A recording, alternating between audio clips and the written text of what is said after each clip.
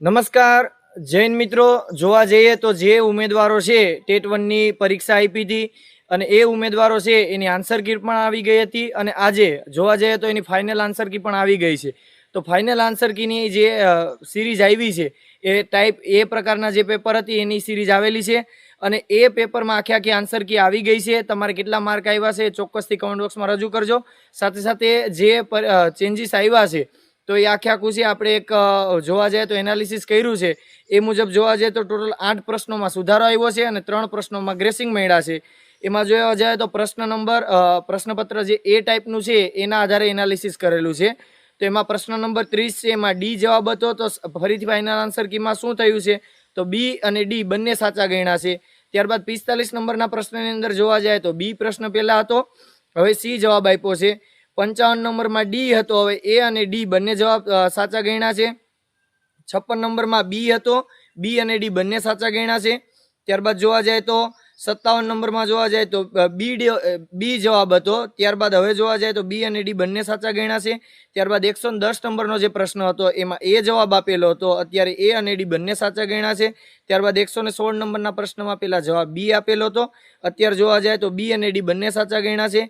137 નંબરના પ્રશ્નની અંદર બી જવાબ હતો, હવે એમાં ડી જવાબ સાચો ગણ્યો છે।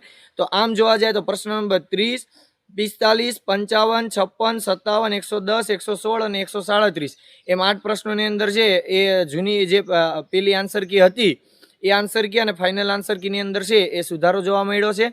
તો આવા 8 પ્રશ્નો છે અને જોવા જાય તો ફાઇનલ આન્સર કીની અંદર 3 જેટલા પ્રશ્નો છે એમાં ગ્રેસિંગ આપેલું છે।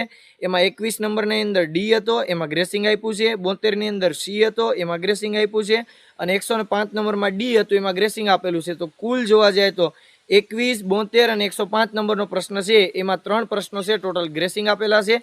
આમ આખા પેપરનું ટાઈપ એ પ્રકારના પ્રશ્નપત્ર મુજબ જોવા જાય તો એનાલિસિસ જે ફાઇનલ આન્સર કી આવેલી છે એનું જોવા જાય તો 8 જેટલા પ્રશ્નોમાં છે સુધારો થયો છે અને 3 જેટલા પ્રશ્નોમાં છે તમને ગ્રેસિંગ મળેલા છે। તો ફાઇનલ આન્સર કી મુકાઈ ગઈ છે। તો તમામ જે ટેટ 1 ના ઉમેદવારોએ પરીક્ષા આપી લેતી એક વખત પોતાનું પ્રશ્નપત્ર કાઢી અને ફાઇનલી આન્સર કી પ્રમાણે પોતાનું એનાલિસિસ કરી લેજો કેટલા માર્ક્સ થાય છે ટોટલ।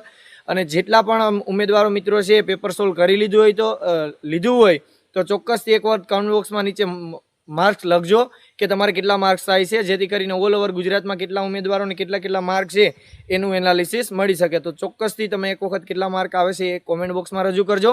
સાથે સાથે આ વિડીયોને વધુમાં વધુ તમારા સાથી મિત્રો સુધી શેર કરજો જેથી અન્ય ઉમેદવાર સુધી પણ માહિતી પહોંચે। આભાર, ધન્યવાદ।